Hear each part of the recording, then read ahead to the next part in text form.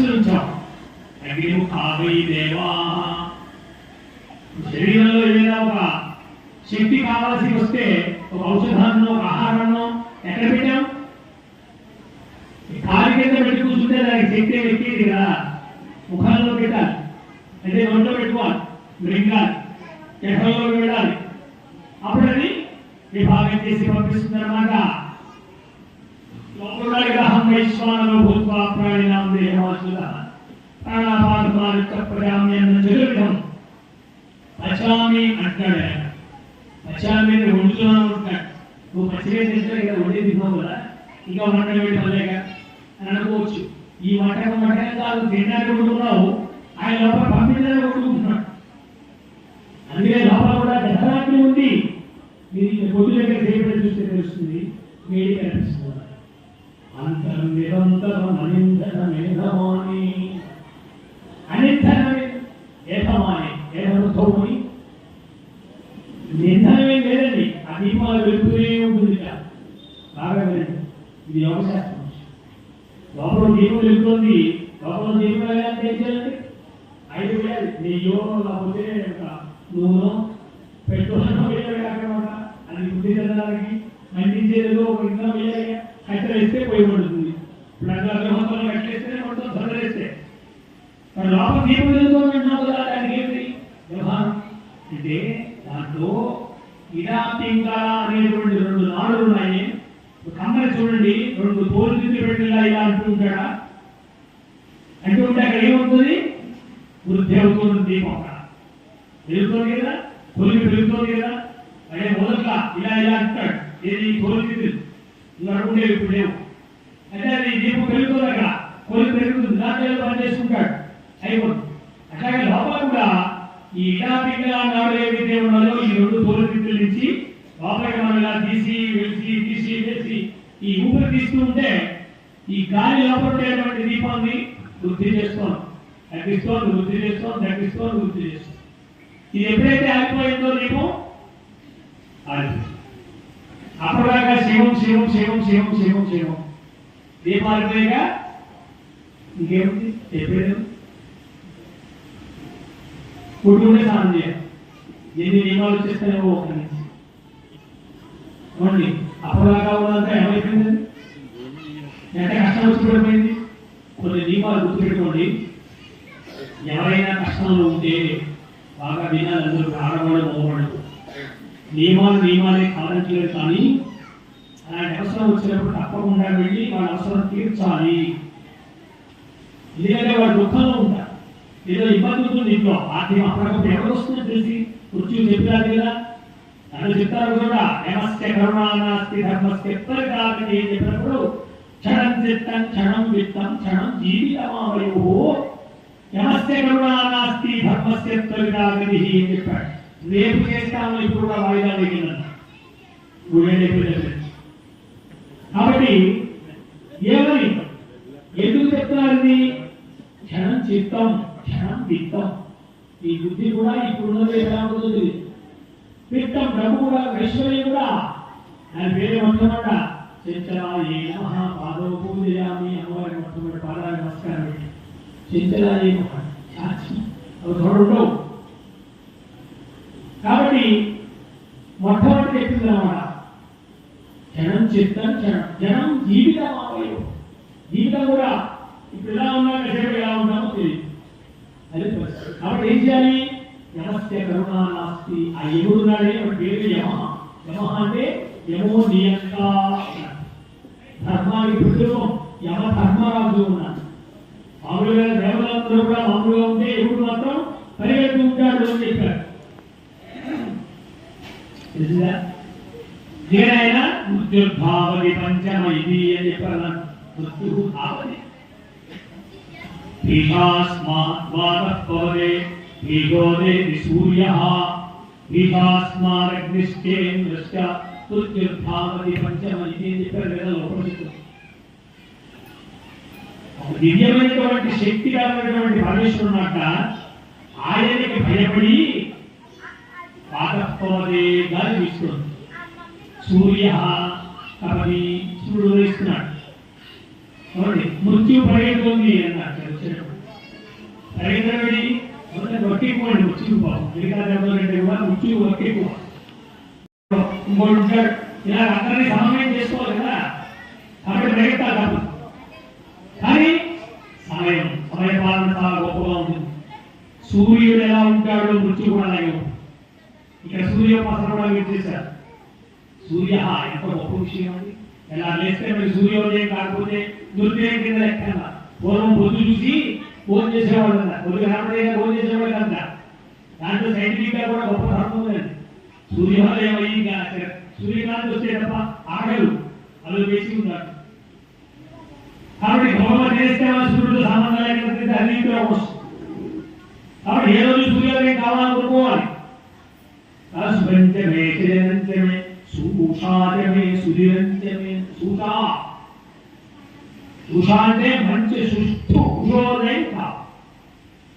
సూర్యుడు ఎప్పుడు తూర్పున వేస్తాడు పశ్చిమాన్ని అస్తమిస్తాడు ఆయన దగ్గరికి ఆయన గొప్ప విషయం అది ఖగోళం ఇంతవరకు మనం భూగోళం మాట్లాడుకున్నాం ఇప్పుడు ఖగోళం మాట్లాడాలి చూడండి ఆయన్ని చూద్దామా అన్నిత రూపాల్లో మనకు కనిపిస్తుంది ద్వాదశ నిత్యాః ఏకాదశ రుద్రాః ద్వాదశ నిత్యాః చెప్పారు వేదంలో 12 సూర్యులండి ఎందుకంటే మన మాసాలని 12 మాసాలు చైత్రం విశాఖ 12 మాసాలు కదా కానీ ఒక మాసంలో ఉన్నట్టుగా ఇంకో మాసంలో ఉంటాడు సూర్యుడు 12 రూపాల్లో ఉంటాడు కానీ ఒకే చూడండి ఆయన చక్రం అధానికి ఒకటే చక్రం ఒకటే గుణం ఎంత చిత్రమో ఎవరికి సాధ్యం కాదు డ్రైవర్ ఆ శక్తి ఎవరో ఎవరికి తెలియదు కొన్ని డ్రైవర్ మంచి ఎక్కడ ఉన్నాడా అంటే అనుగ్రహ అంటే కాళ్ళు అనురోధం ఏమంటుంటామా తెల్లవారుసం అంటే ముందు డ్రైవర్ కనిపిస్తాడు తర్వాత దేవుడు కనిపిస్తాడు ఉన్నటువంటి దాంట్లో చాలా మంది మామూలుగా మనకి 7 కులాలు చెప్తున్నాడు సప్తాశ్వర సమారూఢం అంట సప్తా అంటే 7 అనే శక్తి తీసుకున్నారు కాబట్టి చెప్తారు 7 రకాలైనటువంటి కాంతులతో వస్తామని చెప్పారు ఏకో అశ్వో వహతి సప్తనామా ఏక అశ్వ వహతి ఒకే గుర్రాన్ని కూర్చి ఉంటుంది ఆ రథానికి దాని పేరు సప్త సప్త సప్త మహాసప్త సప్తద్వీపావ సుందర సప్తజన్మకృతం పాపం ఆకర్ణి హంతు సప్తమి రథసప్తమి నాడు సూర్యుడు ఉద్భవించాడు సూర్యుడు జయంతి వస్తుంది కదా ఇప్పుడు మాఘమాసంలో వస్తుంది మాఘమాసం వచ్చిందంటే మాఘపాదివారం మాఘ పూర్ణిమ ఇవన్నీ ఆడవాళ్ళు బాగా స్త్రీలు సూర్యోపాసన చేస్తారు ఈ సూర్యోపాసనలో రహస్యం ఏమి అంటే మన ప్రాణశక్తిని ఇచ్చేటువంటి వాడు సూర్యుడు అందుకనే మనకి సూర్యోదయం కనపడకపోతే భోజనం చేయరు కానీ ఒకటి బాగా గుర్తించాలి ఆ నియమం ఉన్న వాళ్ళకి ఉదయం నుంచి సాయంత్రం అస్తమించే లోపల ఏదో సమయంలో దర్శనం వెళ్ళిపోతారు మనం చూడాలి తప్ప దర్శనం లేకుండా ఆయన ఉదయించి కూడా ఏ రోజు ఉండదు అది మధ్యాహ్నం కావచ్చు ఒంటి కావచ్చు అలాగే తెలిపిలా వస్తుంది ఎంత వర్షంలో కూడా చూసుకోవచ్చు తుఫాను పెట్టేసింది వాళ్ళు ఏం లేదనుకున్న కూడా మనం చూడగానే వచ్చి వెళ్ళిపోతారు అంటే ఎవరి కోసం వస్తున్నాడు ఈ నియమం ఎవరైతే ఉంటారో వాళ్ళకి కోపమని ఒక భావన ఇంకోటి ఏమంటే ప్రధాన ఉదయిస్తేట మనలో జీవకోటిలో ఉండేటువంటి జీవశక్తి చైతన్యాన్ని పొందుతున్నారు చెప్పిన మాట సూర్యోదయం అవుతోంది అంటే దాంట్లో చెప్తారన్నమాట ఏమని ప్రాణానాదాయోదేవి ఆమె ప్రయాయామా పశూనాం సూర్యోదయం అవుతోంది అంటే ప్రాణశక్తిని మూడగట్టుకు వస్తున్నాడు సూర్యుడు బాగా విన్నాను ప్రాణశక్తిని మూడగట్టుకు వస్తున్నాడు సూర్యుడు మనం కూడా ఏ జాతికి ఏ మతానికి చెందిన వాళ్ళనేది కాదు ఇక్కడ మిగతా వాళ్ళలో కూడా అభ్యంతరం లేదు సూర్యుడిని మనం నమ్మాలి సూర్యుడిలో భగవతత్వం ఉందని నమ్మితీరా అది ఏ మతానికి సంబంధించింది కాదు వైదిక మతం వేద సంబంధం ఎందుకని సూర్యుడు లేదే వీడి జీవుడు వాడు వీడు జీవించలేడు అందులో చెప్తారన్నమాట సూర్యుడు ఉదయిస్తూ ఉంటే ప్రాణానాదాయోదేతి ప్రాణశక్తి ప్రాణాదాయ ఉదే ప్రాణములను పట్టుకొని ప్రాణశక్తిని పట్టుకొని ఉదయిస్తున్నాడు అని చెప్పారు అంటే ఏమిటి చూడండి, నీకు ఎవరైనా నిద్రపోతున్నాడు అనుకోండి, వాళ్ళు చైతన్యం తెచ్చేది ఎవరండి? ఇవాళ ఆదివారం నేను రాత్రి దాకా బాగా కష్టపడిపోతారు కొంతమంది, ఉద్యోగాలు చేసేవాళ్ళు, అక్కడ వ్యాపారాలు ఇది చేసేవాడు. రాత్రి పడుకుంటాడు, తెల్లారి పొద్దుపోతుంది అనుకోండి, పొద్దుపోతే ఒకసారి లేవగానే 7 అయిపోయింది, రోజు 5 వేసేవాడు, 7 అయిపోయింది. ఒకసారి లేచి టైం చూస్తాడు, ఎవరు చెప్పాడు 7 అయిందని? సూర్యుడు చెప్పాడు. సూర్యుడు చెప్పాడు ఎక్కడ చూసావు? గడియారం చూస్తావు, గడియారం చూడలేదనుకున్నావు, ఇది బాబోయ్ అని ఒకసారి వాళ్ళు ఒక చైతన్యం వచ్చి మనం ఏం చేయాలో కర్తవ్యాన్ని బోధించారు. అలా మనలో కర్తవ్యం ఒకటి ఉంది కదా, మీరు చెప్తారు కదా. ఆయన విశ్వామిత్ర మహర్షి తీసుకెడుతూ ఉంటే ఎక్కడికి అరణ్యాన్ని మీదుగా పెడుతూ ఉంటారు, రామ లక్ష్మణులు తీసుకుపెడుతూ ఉంటే దాంట్లో ఉపదేశం చేస్తారు. కౌశల్య సుప్రజా రామ పూర్వా సంధ్యా ప్రవర్తతే ఉత్తిష్ఠ నరశార్దూల కర్తవ్యం దైవమాన్నికం. భూపా కొంచెం దేవాధానాలు నిద్రలేపుతారు, పెట్టు పడుకున్నారు. ఆయన 16 ఏళ్ళు కూడా లేవు రామలక్ష్మణుడికి. ఆయన చెప్పాడు వెళ్ళినప్పుడు, ఊన షోడశ పరుషో మే రాము రాజీవలోచన. అనుసంధానం చేస్తాను మీకు ఎక్కడ తెలుసుమా? మా వాడికి 16 ఏళ్ళు లేవయ్యా, ఈ రాక్షస సంహారం కోసం ఏమొస్తాడు? నేను మాటిచ్చానుకో, నేను వచ్చి శ్రీలంక వాళ్ళతో యజ్ఞాన్ని రక్షిస్తాను. నేను ఆ ఒక్క మాటను మన్నించి అడిగేట మహానుభావుడు. అప్పుడు అక్కడ కొన్ని మాటలు కూడా చెప్పాడు. నీ తెలియజేయ రాముడు వచ్చి మీ బ్రహ్మగారు వశిష్ఠ మహర్షుడు అంట. నాకు తెలుసు, అహం వేద్రి మహాత్మానం రామం దశరథాత్మయం. ఈ పిల్లవాడైనటువంటి రాముడు సంగతి నాకు తెలుసు, వశిష్ఠ మహర్షికి తెలుసు. నువ్వు మామూలుగా పుత్ర వ్యామోహంతో మాట్లాడుతున్నావు అంట. ఏమన్నాడైనా కర్తవ్యం దైవమాధికం. అమ్మా నువ్వు క్షత్రియ వంశంలో పుట్టావు, రఘువంశంలో పుట్టావు, సూర్యవంశంలో పుట్టావు, ధర్మానికి ప్రతీక నీవు. కొన్ని తరాల పాటు, కొన్ని యుగాల పాటు నీ గురించి చెప్పుకోవాలి. అప్పుడు కొడుకులు ఎదుగుతాయి, సోమర్లాగా వెళ్ళడగా తోపేరిగాడు లే. కర్తవ్యాన్ని ఉపదేశం చేస్తారు విశ్వామిత్రులు. ఏమన్నారుగా, సూర్యోదయం అయిపోతుంది చూడు అంటే సూర్యోదయాన్ని ప్రతీకగా చూపించాలంటే ఏమర్థం? కర్తవ్యాన్ని బోధించేది సూర్యుడు అన్నమాట. మనం కూడా రోజు చూడండి, ఏదో సమయంలో సూర్యుడిని నమస్కారం చేయాలి. సూర్య నమస్కారం మీరు ఏదో సూర్యోపాసన చేసే విషయం దాంట్లో 12 మంది పండితులు ఆ మంత్రాలను కూడా సౌరం, కృషి, అరుణం అవన్నీ కూడా చేస్తూ ప్రదక్షిణాలు చేస్తూ ఆ సూర్యోపాసన 12 మంది ఆదిత్యులు ఒకే ముఖంగా మీరు ఉపాసన చేస్తారు. 12 మంది 11 మంది రుద్రులు ఎలాగైతే రుద్ర యాగంలో యాగముఖంగా ఉపాసన చేసి సంతృప్తిని కలిగించారో నిలుస్తున్నారు. 12 మంది సూర్యుడి వాళ్ళు ఏంటండి, ఇవాళ మబ్బుగా ఉంది, మబ్బుగా ఉంటే ఇవాళ ఆదివారం భానువాసనం అంటే చాలా ఇష్టమైంది. కాబట్టి పేరే సవిత శ్రీ ప్రసవే ప్రసవకర్త సూర్య. ఆయన మనలో ఉండేటువంటి జీవ చైతన్యాన్ని, జెనెటిక్ అంటే కదా జీవశక్తిని ఉద్దీపనం చేసేటువంటి వాడు సూర్యుడు.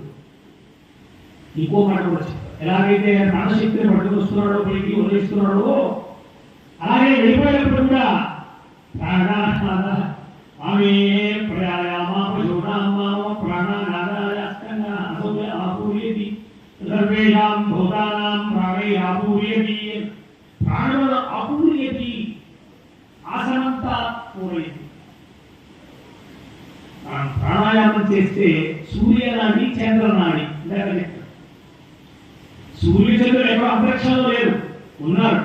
కానీ వాళ్ళ శక్తి మన మీద ఎలాగా ప్రభావితం అవుతోంది?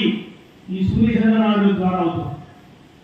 కాబట్టి వాళ్ళని దీంతో సూర్యోపాసన చేయడం కూడా చాలా అవసరం. రోగాలు పోగొట్టాలి.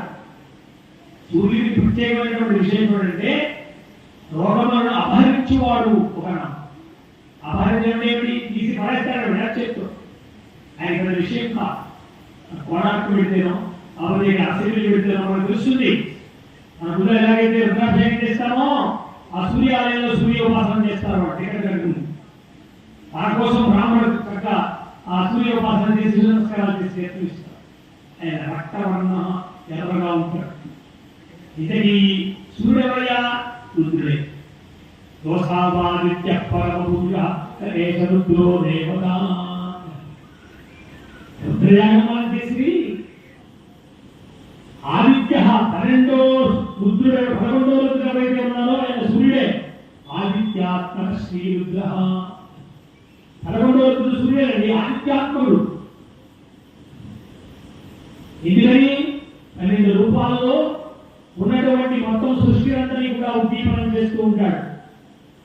అలాగే మళ్ళీ వెళ్ళేటప్పుడు ప్రాణశక్తిని తీసుకెళ్ళిపోతున్నాడు అని చెప్పాడు. పుట్టినరోజు వచ్చిందే సంతోషపడతామా దుఃఖపడతామా? ఓ ఏడాది అయిపోయిందే బాధపడ.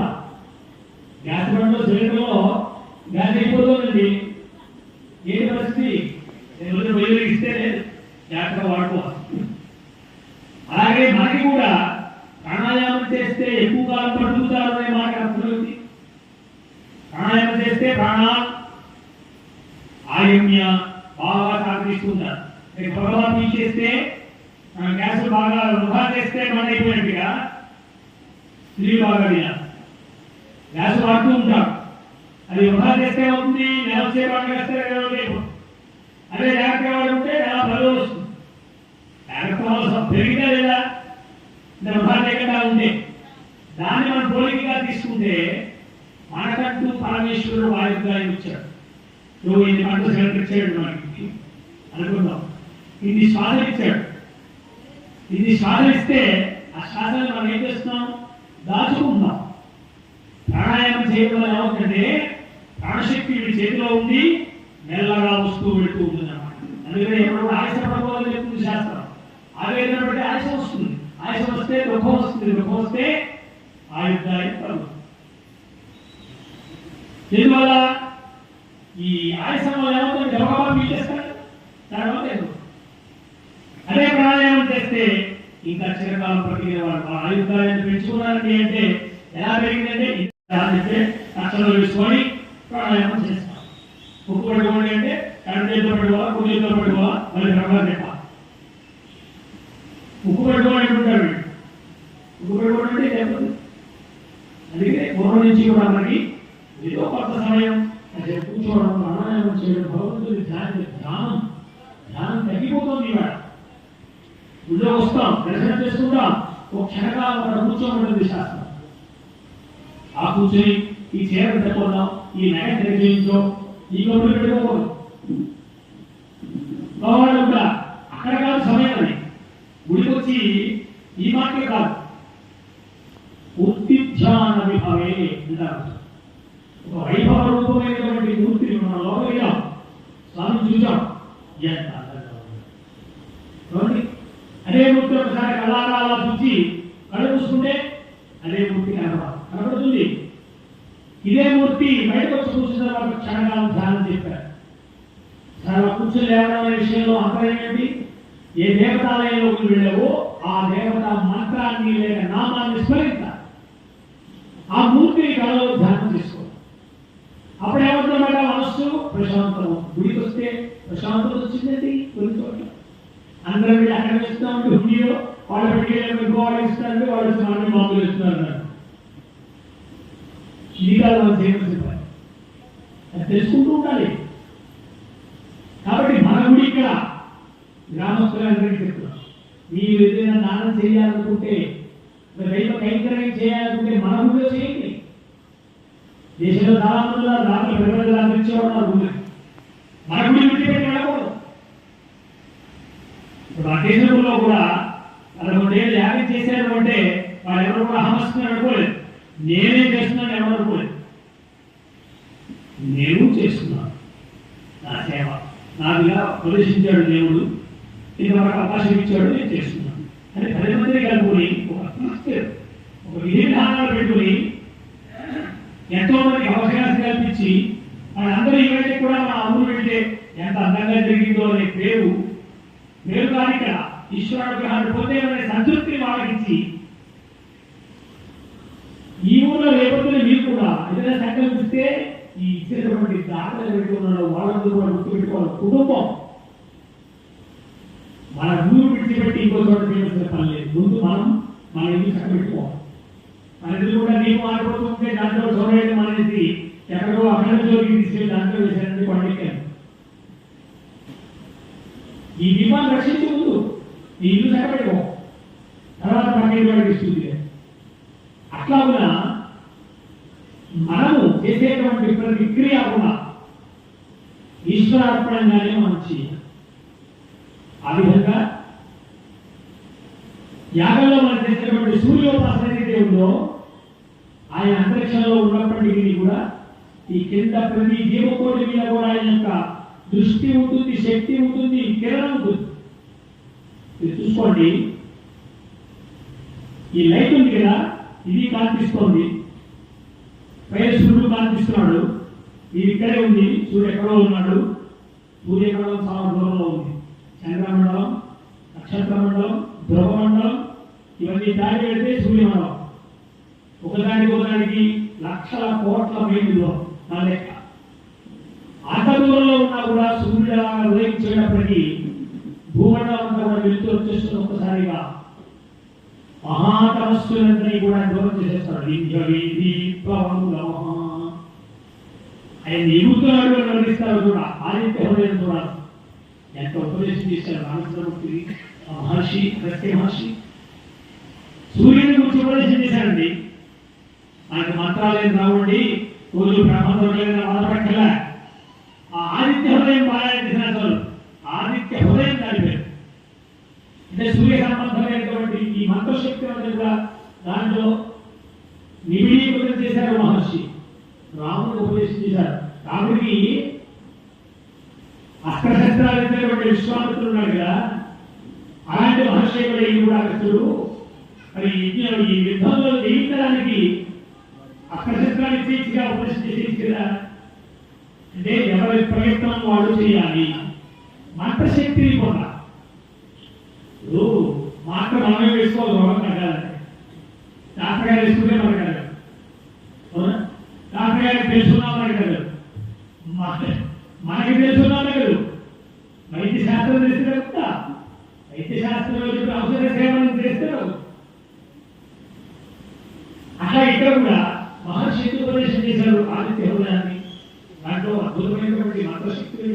ప్రతి మహర్షి కూడా ఒక స్తోత్రం చెప్తే ఆ స్తోత్రంలో ఆ దేవతా సంబంధమైనటువంటి మంత్ర బీజాన్ని కూడా నిక్షిప్తం చేసేస్తారు. అందరికీ ఉపయోగించాలి, అది దాచుకోలేదు. చాలా మంది అంటుంటారు ఈ వేదాలు మీరు జాగ్రత్త పెట్టుకున్నారు, నాకు ఏ లేకుండా చేసేది ఏడ్చేవాడు. తప్పు, ఎవరు అలా చేయలేదు. దీంట్లో మనం చేసేటువంటి ప్రతి మంత్రంలో కూడా ఒకటే హితమై ఉంది, ఇందులో స్వార్థమే లేదు కదా. కనుకనే ఇది విశ్వవ్యాప్తం అవుతుంది, అందరికీ ఉపయోగపడుతుంది. ఈ చుట్టుపక్కల ఉండేటువంటి పరిసరాలను కూడా రక్షిస్తుంది. సమస్య మంత్రం ఏముందండి? నమోర్వేభ్యః ఏ పృథివ్యాం ఏ అంతరిక్షే ఏ దివి ఏషామన్నం వాతః వరుషమిషవః. ఈశ్వరుడు ఏ రూపంలో ఉన్నాడో చెప్తుంది కదా. ఆఖరి మాట చెప్పింది, లింగ రూపంలో ఉన్నాడు, ఆయన నిధులు ఏదో వచ్చేస్తుంది, నువ్వు పట్టుకుపోయింది అని చెప్పట్లా, చెప్పారు. అది చెప్పారు. అని చెప్పిందంటే దివ్యాం ఏ అంతరిక్షే ఏషాం అన్నం ఇషవః. ఆయన నుంచి వచ్చేటువంటి సూర్యుడి నుంచి వచ్చేటువంటి, అలాగే చంద్రుడి నుంచి వచ్చేటువంటి, అలాగే వాయువు నుంచి వచ్చేటువంటి చంద్రశేఖర చంద్రశేఖర చంద్రశేఖర పాహి మాం.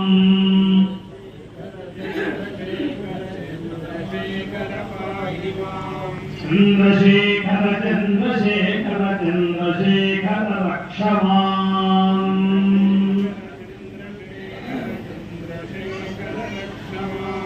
కాబట్టి పరమేశ్వరుడు అంతరిక్షే ఏ దివి ఏ పృథివ్యాం, పృథివీలోకం, అంతరిక్ష లోకం, జీవలోకం, స్వర్గలోకం.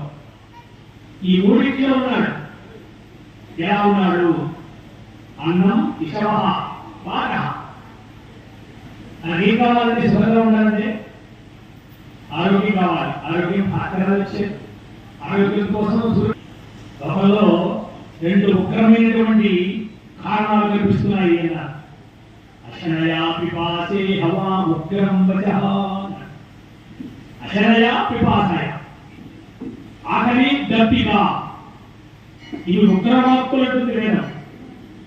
అన్నమో రామచంద్ర అనేది కొన్ని చోట్ల కరువు వచ్చిందండి. ఏం లేదు వాళ్ళకి, అన్నం లేదు, నీరు లేదు. అవి ఉగ్రవాక్కులుగా, అవి మేము ఇప్పుడు వినకూడదు. మేమే కాదు, ఈ పరిసర ప్రాంతంలో ఎక్కడా కూడా ఎవరికి అన్నం లేదనే మాట వినకూడదు ఇప్పుడు కూడా అనే ప్రార్థన ఈ యాగంలో ఉంది. యాగం చేయడంలో సంకల్పంలోనే ఉందే మాట. ఈ చుట్టుపక్కలంతా పచ్చగా ఉండాలి. మన తెలుగులో మాట్లాడుకుంటే హరికేశేభ్య, హరికేశ, యుక్తకేశ, అభ్రకేశ, ఇది ఆయన జుట్టును వర్ణించారు. పరమేశ్వరుని జుట్టులో హరికేశ అని వర్ణించారు.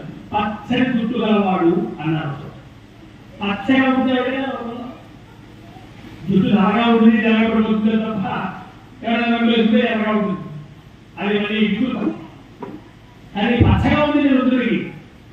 ఎక్కడ ఉంది అంటే ఈ కనిపించేటువంటి హరిత వర్ణం అంతా కూడా చెట్లు కానీ, చేమలు కానీ, పంటలు కానీ, పచ్చని పైర్లు అంటారు. రామకృష్ణ పరమహంస గారు వేదాన్ని బాగా వంట పట్టించుకున్నవాడు మహానుభావుడు. ఒక సందర్భంలో ఆయన చరిత్రలో ఉంది, చదవండి. ఆయన వాక్యానికి వచ్చారు. అంటే ఊళ్ళోకి వెళ్ళి వచ్చిన తర్వాత ఒకసారి ఆ పైరు పొలాలు వేసి వచ్చారు. ఒకసారి ఆ ఇదంతా చూసి ఆయన ఒడి దగ్గర పడిపోయాడు. వాళ్ళు వచ్చి ఏమిటి ఇబ్బంది వచ్చిందా, కష్టం వస్తున్నారా, ఈ ఈశ్వరుడు సృష్టియా, ఈ పచ్చగా హరికేశాయ నమః అని నామం విన్నాము. ఉత్తరంలో హరికేశ అంటే ఏంటో అనుకున్నాను. ఇదిగో ఇదన్నమాట, పచ్చని పైర్లు పక్షులు తిరుగుతూ ఉంటే, సంధ్యా సమయం సూర్యుడు అస్తమిస్తూ ఉంటే, ఉదయిస్తూ ఉంటే చూడండి ఎంత అద్భుతంగా ఉందండి. సందర్భానికి చూడగలిగితే మరి ఆ సందర్భాన్ని వేదంలో చెప్పారు. అలాగే యుక్తకేశ అన్నారు. యుక్తకేశ అంటే ముండనం చేయించుకున్నటువంటి శిరస్సు గలవాడు. ఎవరు? ఈశ్వరుడు. ఎక్కడుంది ఆయనకి? ఇప్పుడు చూస్తున్న అపర్ది జగ ఉంటాయి, రంగంలో కూడి ఉంటాడు. అద్భుతమైనటువంటి శిఖామణం ఉంటుంది. యుక్తకేశ అంటే అంటే యతీశ్వరుడు రూపంలో ఉంటాడు. శంకర భగవత్పాదులు చెప్తారు. మా స్వామి మన ఇంటికి వస్తేనో ఊళ్ళో వస్తేనో ఒక యతీశ్వరుడు ఎందుకు మంత్రం చేస్తున్నాం కాబట్టి ఆయనలో ఈశ్వరుడు కూడా, ఆయన ఈశ్వరుడే అని చెప్పడం కోసం ఇలా అనేక చోట్ల ఆయన వర్ణం చెప్పారు. కనుక ఈ చుట్టుపక్కల ఉండేటువంటి ప్రాంతం అంతా కూడా హరిత వర్ణంగా ఉండాలి. చక్కగా నీతి సమృద్ధి ఉండాలి. పరిపాలకులలో మంచి బుద్ధి కలిగి ఉండాలి. ఎవరిని దేశించేటువంటి పరిస్థితి ఉండకూడదు. ఎవరు నాకు శత్రువులు ఉండకూడదు, నేను ఎవరికి శత్రువుని కాదు. శత్రు పరిహారం ఉండాలి. ఇలా అనేకమైనటువంటి కోరికలు రుద్రంలో చెప్పారు, చండీలో చెప్పారు. చండీ ఆగమనం చేసిన దాంట్లో ఆ స్తోత్రం మనం చూస్తే రోజున వాళ్ళంతా చెప్పే ఉంటారు. ప్రతిరోజు సందర్భంలో 5 నిమిషాలు మాట్లాడుతూ ఉంటారు. మనం కూడా మాట్లాడుతున్నాం. చండీ యాగం చేసినప్పుడు, చండీ హోమం చేసినప్పుడు, యాగం అంటే జరిపిస్తున్నాం. చండీ యాగం చేసేసాం. చండీ హోమం చేసినప్పుడు ఏమి అలాగా సందర్భోచితంగా పెద్దలు మాట్లాడుతూ ఉంటారు. పండితులు ఇందాక కృష్ణమూర్తి గారు చెప్పినట్టుగా ఆయన గొప్ప ప్రవచకుడు. ఎంత ప్రవచకుడు అంటే ప్రతి అంశాన్ని అనుభవించి చెప్పేటువంటి ప్రవచకుడు ఆయన. మామూలు చాలా గొప్ప వ్యక్తి. ఎందుకు యాగం చేయించారు ఆయన. మీకు రావడం గొప్ప విషయం ఏమి. అలాగే మన కామేశ్వర శర్మ గారు కూడా ఆయన ఉన్న వాళ్ళలో యువకుల్లో చదువుకొని చక్కటి ఆ శైవ ఆగమ సిద్ధాంతం ఏదైతే ఉందో స్పష్టంగా స్థూలంగా చదువుకున్నటువంటి ఇప్పుడు కూడా నన్ను చెప్తారన్నమాట. శిలాభవతి శంకర, చూడండి, మనలో ఉండేటువంటి శ్రద్ధే ఒక శిలలో శంకరుడుగా ప్రకాశిస్తున్నది. భక్తి చేత, విశ్వాసం చేత, సేవ చేత, ధర్మం చేత. ఉపాసన ఈశ్వరుని రోజు కూడా క్రమం తప్పకుండా సేవించడమే ఉపాసన. ఇప్పటికి కూడా చాలా మంది పొద్దున్నే నావుపాలు తీసుకుని వచ్చేవాడు ఉంటారు. నాకు ఏమీ రాదు, ఒక కొబ్బరికాయ ప్రజలు గుళ్ళు ఇస్తూ ఉంటాడు. నాకు ఒకటి శుభ్రవాడు ఇంపట్లా కావాలి అంటే నియమం వల్లే వస్తుంది. శ్రేయో నియమం, శ్రేయస్సు కావాలి అంటే నియమం లేకుండా శ్రేయస్సు రాదు. ఇది నియమాలు ఇక్కడ అక్షర నియమం, దాంట్లో వెళ్ళాలంటే నియమం, వెళ్ళే వాడికి నియమం, వెళ్ళేక నియమం, ఎన్ని విషయాలు ఉన్నాయి. కాబట్టి అలాంటి యాగాన్ని సౌరయాగపూర్వకంగా, చండీ యాగపూర్వకంగా శ్రీరుద్ర మహాయాగాన్ని తెలిపించి యాగత్రయము అంటారు, త్రేతాగ్రులు అంటారు, రాఘవతి మహామయం దక్షిణాగ్ని మూడు అగ్రులు. అవి ఏకస్వరూపంగా ప్రకాశిస్తాయి. ఒక సోమయాగి ఇంట్లో అష్టమూర్తి ధ్యానం కనిపిస్తున్నాయి. పంచభూతాల లేకుండా ఉండగలమా?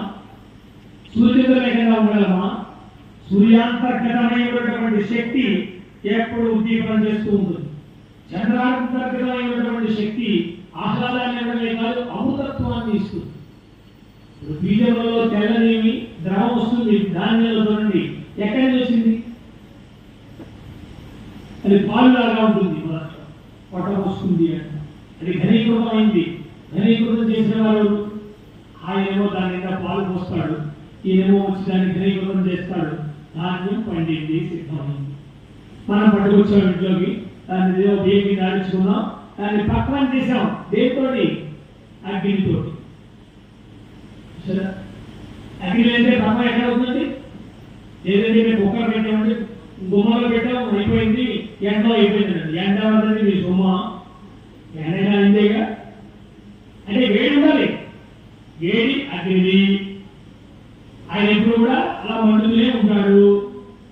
ఇలా వెలిగించినా పట్టుకుంటే పైకి వస్తాడు, పెరిగిపోడు. ఆయన ఎప్పుడు ఉన్ముఖంగానే ఉంటాడు, అగ్నిహోత్రుడు.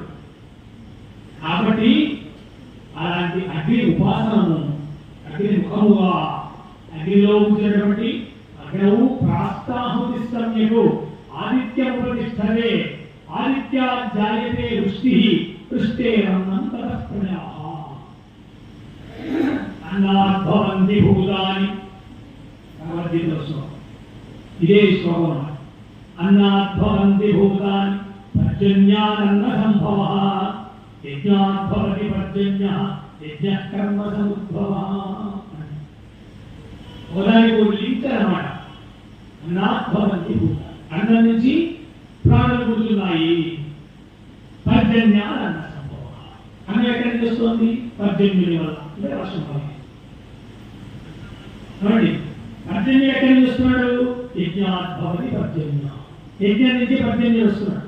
కోట్లాది రూపాయలు మీరు ఏమో మరణాలు ఖర్చు పెడతారు తప్ప, ఇలాంటి యాగం చేస్తున్నాము అంటే 10 మంది తయారవుతారు. దాంట్లో పోసి నెయ్యండి, దీంట్లో పోసి ఇవ్వండి, లేదా అగ్నిహోత్రం ఎందుకు వస్తున్నారండి? ఈ మాటలు చెప్పేవాళ్ళు కోట్లాది ఖర్చు పెడతారు, ఏమి ప్రయోజనం ఉండదు. పైగా ఆయన కూడా తెచ్చుకుందాం. పంచాయతీ అన్నాం కదా, ఆదిత్య విష్ణు గణనాథాంబిక ఉమా మహేశ్వర 5 ఏమండి. కాబట్టి ఈ వారం మనం ఇక్కడ కూర్చున్నాము అంటే ఎంత అద్భుతమైనటువంటి ప్రాస్తాహుతి సమయము. ఈ శ్లోకంతో మనం సమాప్తి చేస్తాం. అగ్ని యందు ఉంచబడినటువంటి సమ్యక్ బాగుగా అంటే శర్కర, అగ్ని యందు ఉంచబడినటువంటి శర్కర చేసినటువంటి ఆహుతులు ఏవైతే ఉన్నాయో, అంటే ఇచ్చేటువంటి హవ్యకవ్యాలు ఏవైతే ఉన్నాయో, ఏవైతే ఉన్నాయో ఇవన్నీ కూడా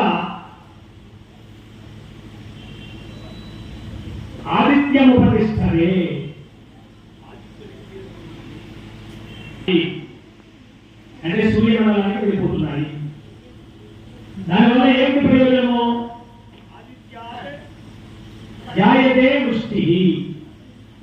సూర్యుడి నుంచే మనకి ఈ వచ్చేటువంటి వర్షం అంతా కూడా వస్తుంది. కాళిదాస్ మహాకవి కూడా అంటారు, సూర్యుడు అంతా విపరీతంగా ఎందుకు ప్రకాశిస్తున్నాడు అప్పుడప్పుడు అంటే ఎక్కడెక్కడైతే నీరుందో సముద్రాలలో అక్కడ ఆకర్షించడానికి రవి ఆదత్తే అంట. ఆదత్తే రసం రవి. ఈ సూర్యుడు ఎందుకు బాగా ఆ నీటి సముదాయాన్ని తీసుకుంటున్నాడు అంటే మళ్ళీ మనకి ఎక్కువగా సమృద్ధిగా అవసరమైన చోట ప్రదర్శించడానికి. అందుచేత అలాంటి సూర్యుని యొక్క కిరణాల ద్వారా స్వీకరించబడినటువంటి రసరూపమైనటువంటి మూలకములు ఏవైతే ఉన్నాయో అవి మళ్ళీ మనకి వర్ష రూపంగా యజ్ఞముల ద్వారా మనకి వస్తున్నాయి అని చెప్పారు.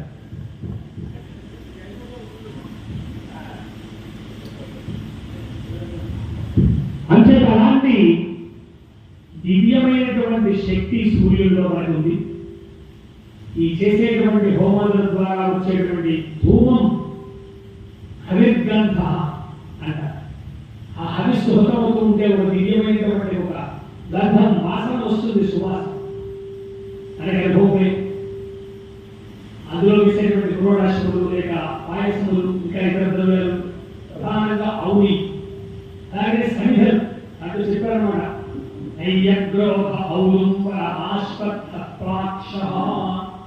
ఏవేవి సముద్రులుగా కూడా వాడవచ్చు, అవే మనం ఇక్కడ వాడు. కాబట్టి అలాంటి సమిధనం వర్షా సమృద్ధిగా చూస్తే రాము చూస్తే అన్న సమృద్ధి. అన్న సమృద్ధి ఉంటే ఏమైంది? తర్వాత జీవకోదంతా కూడా ఉత్పత్తి అవుతుంది. అంటే జీవులకు సుఖాన్ని ఇచ్చేటువంటి వాడు భగవంతుడు. ఆ భగవంతుడిని మనం అభిషేక రూపంలో, అర్చన రూపంలో, హవన రూపంలో, ఇంకా అనేక కోణాల్లో మనం ఉపాసన చేసి ఆయన ప్రీతిని పొందింపజేసి తద్వారా శాంతపరిచి ఇతర అభిషేకం చేస్తే లోపల దేవుడు సంతోషపడతాడు, చాలా పడతాడు. అదే దేవుడు అగ్నిహోత్రంలో వచ్చి నెయ్యి పోస్తాడు అనుకుంటామా? నెయ్యి పోస్తాం. నెయ్యి పోస్తే ఏమవుతాడు? బాగా వృద్ధి అవుతాడు. వృద్ధి ఏం చేస్తారు? మనకి కామదుఃఖాభవంతి. కామధేయం ఎలాగైతే అభివర్షిస్తుందో కోరికలను, అనుగ్రహాన్ని, అలాగే అగ్నిహోత్రం ద్వారా పొందినటువంటి ఆ భగ్యబంధాలు పుచ్చుకున్నటువంటి పరమేశ్వరుడు అనుగ్రహాన్ని ఇస్తాడు అని చెప్తారు. అలాంటి అద్భుతమైనటువంటి అనుగ్రహాన్ని ఈ గ్రామానికి కమల పిల్లలలో చెప్పుకున్నట్టు మనం అంటే కృష్ణపూర్ కానీ, కృష్ణపూర్ పాలెం కానీ, ఈ రెండు కూడా ఏకోదమైనట్టుగా ఒకే మాటగా, ఒకే బాటగా ధర్మాచరణ విషయంలో కానీ, దీంట్లో కానీ చక్కటి శ్రద్ధ కలిగి కార్యక్రమం నిర్వహించారు. జగద్గురువుల యొక్క అనుగ్రహం మీకు ఉంటుంది. అలాగే పరమేశ్వరుడు రాజరాజేశ్వరి ఏమో అంటారా చెప్పుకున్నాం. రాజులు ఎవరు, రాజేశ్వరుడు ఎవరు అంటే రాజ్ ప్రకాశం. రాజులు అంటే ఎవరు? ఈ దిక్పాలకులు, మహారాజులు. వాళ్ళ చేత ప్రకాశించేటువంటి వాడు ఈశ్వరుడు. నిజంగా అందుకనే దేవత సార్వభౌముడు అని చెప్పుకున్నాం. అంటే దిక్పాలక సహితంగా, అలాగే బ్రహ్మ విష్ణువుల సహితంగా, ఈ నక్షత్ర గ్రహణాల సహితంగా ఈ పరమాత్మ పరమేశ్వరుడు ఏవైతే ఉన్నారో ఆయన ఎప్పుడు కూడా మీకు మంచి కర్మ బుద్ధిని ఇచ్చుగాక, ఈ సత్యనిష్ట కలిగి ఉండుగాక, మీరందరూ కూడా క్షేమంగా ఉండి ఉత్తరోత్తర అభివృద్ధి చెందుతూ మంచి మంచి కార్యక్రమాలు చేసే అవకాశాన్ని, అనుగ్రహాన్ని ఆ పరమేశ్వరుడు రామలింగేశ్వరుడు ఇచ్చుగాక అని ఆశీర్వదనం చేస్తూ ఓం యోగక్షేమాన కల్పదామిద్యాః కల్పతే హరైరత్ర ప్రజాభ్యో యోగక్షేమః యత్రైతేన యజ్ఞేన యజంతే. హరి ఓం తత్సత్.